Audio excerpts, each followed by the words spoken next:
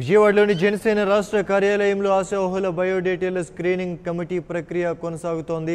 Screening committee సభ్యులు Madasu Gangadharam, అర్కం Khan, P Hariprasad, Mahender Reddy అభ్యర్థుల బయోడేటాలను పరిశీలిస్తున్నారు. దశమి కావడంతో అన్ని నియోజకవర్గాల నుంచి ఆశావహుల కార్యాలయానికి అధిక సంఖ్యలో తరలివచ్చారు. దీంతో కార్యాలయం ప్రాంగణమంతా కిటకిటలాడుతోంది. స్క్రీనింగ్ కమిటీ ప్రతి ఒక్కరి దరఖాస్తును సునిశ్చితంగా పరిశీలిస్తూ పవన్ కళ్యాణ్ సూచనల మేరకు తమ పనిని కొనసాగిస్తోంది.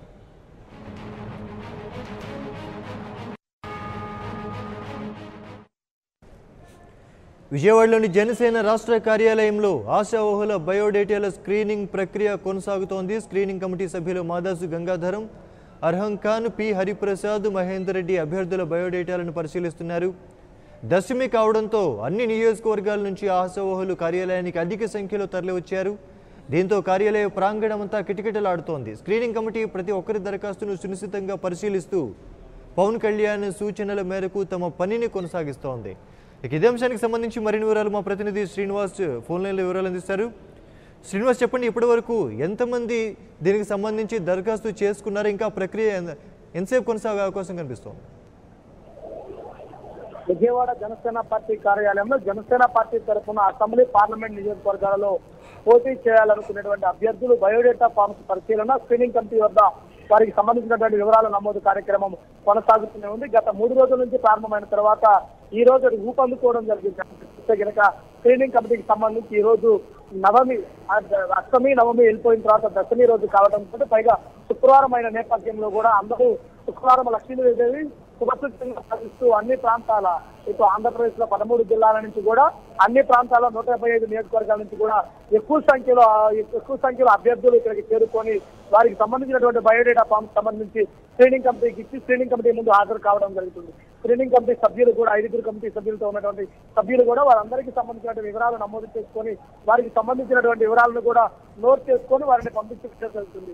అంటే చూస్తే అన్ని రాజకీయ పార్టీలకి భిన్నంగా జనసేన పార్టీ అధినేత నూతనంగా ప్రతి ఒక్క సామాన్యుడు కుల మతాలకు అతీతంగా, వర్గాలకు అతీతంగా అసెంబ్లీ అదేవిధంగా పార్లమెంట్ నియోజకవర్గాలను పోటీ చేయాలి అనుకునే వాళ్ళు ఎవరైనా సరే బయోడేటాలు సమర్పించి వారికి సంబంధించినటువంటి ఒక స్క్రీనింగ్ కమిటీని ఏర్పాటు చేసి ఆ స్క్రీనింగ్ కమిటీ ద్వారా వారికి సంబంధించిన అభ్యర్థుల ఎంపిక జరుగుతుందని చెప్పేసి ప్రకటించిన తర్వాత అన్ని మతాల కులాలకు అతీతంగా కూడా అందరూ చిన్న పెద్ద తేడా లేకుండా ప్రతి ఒక్కరూ కూడా జనసేన పార్టీ కార్యాలయానికి చేరుకొని వారికి సంబంధించినటువంటి బయోడేటా ఫామ్స్ ని స్క్రీనింగ్ కమిటీకి ముందు దరఖాస్తు చేసుకోవడం జరుగుతుంది. అంటే చూస్తే వేరే పార్టీలకు చూస్తే కనుక కోట్లాది రూపాయలు డబ్బులు పెట్టాలి, రాజకీయ పలుకుబడి ఉండాలి, వారసత్వ కుటుంబ వారసత్వాలు ఉండాలనే విధంగా ఉంటుంది.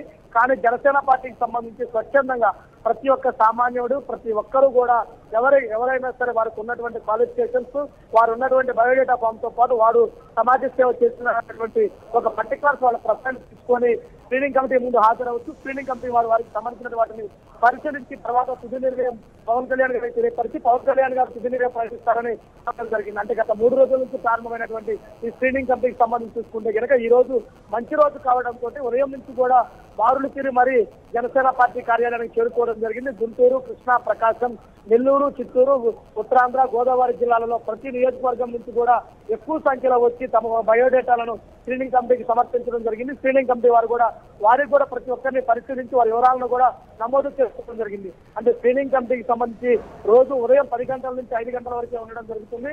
కానీ ఈ రోజు చూస్తే కనుక ఇంకా ఎక్కువ సమయం కూడా వారి కోసం కేటాయించే అవకాశం కూడా ఉంటుంది. అంటే ఊహించిన కాడికి ఎక్కువ మంది రావడం వల్ల వారందరితోనూ మాట్లాడాలి. ఎక్కువ సమయం రాత్రి 8-9 అయినా కానీ ఈ స్క్రీనింగ్ కమిటీకి సంబంధించినటువంటి వివరాల నమోదు కార్యక్రమం కొనసాగే అవకాశం కూడా ఉంటుంది. అంటే చూస్తే కనుక నూతన రాజకీయాలకు అదేవిధంగా మార్పు కోసం జనసేన పార్టీ అధినేత పవన్ కళ్యాణ్ ఏదైతే తీసుకొచ్చారో ఆ మార్పు ఇక్కడి నుంచి అంటే ఏదైతే మన జనసేన పార్టీ పార్లమెంట్ కానీ అసెంబ్లీ కానీ అభ్యర్థులకు సంబంధించి పోటీ చేసే పరిస్థితి ఉన్న దానికి సంబంధించి చూసుకుంటే కనుక వాటన్నిటికీ కూడా పూర్తి స్థాయి అంటే గత రాజకీయాలకు అన్నిటికీ ఫుల్ స్టాప్ పెట్టి నూతన అధ్యాయం కోసం సమాజ నిర్మాణం కోసం కుల మతాలు లేని సమాజాన్ని ఏర్పాటు చేయడం కోసం ఏదైతే కృషి చేస్తారో ఆ వైపు నుంచి మొదటి అడుగులు ఇక్కడి నుంచే పడుతున్నా ఏ అభ్యర్థి అయినా ఎవరైనా ఎటువంటి రికమెండేషన్ లేకుండా స్వచ్ఛందంగా వచ్చి వారికి ఉన్నటువంటి క్వాలిఫికేషన్స్ తో పాటు వారి బయోడేటాను వారి పుస్తకాలను పొందుపరిచి ఎన్నికలకు సంబంధించి అప్లై చేసుకోవచ్చు కూడా చెప్పడం జరిగింది. అప్లై చేసుకున్న తర్వాత వారందరినీ స్క్రీనింగ్ కమిటీ స్క్రూటినీ చేసిన తర్వాత వారి వివరాలు నమోదు చేసుకొని ఫైనల్ తుది నిర్ణయం ప్రకటిస్తామని కూడా చెప్పడం జరిగింది. అంటే ఈ రోజు మంచి రోజు కావడం శుభచర్యగా కావడం తోటి ఉదయం 10 గంటల నుంచి కూడా ఇప్పటి వరకు కూడా కొనసాగుతూనే ఉంది. ఓకే, థ్యాంక్ యూ శ్రీనివాస్ సమాచారం అందించినందుకు.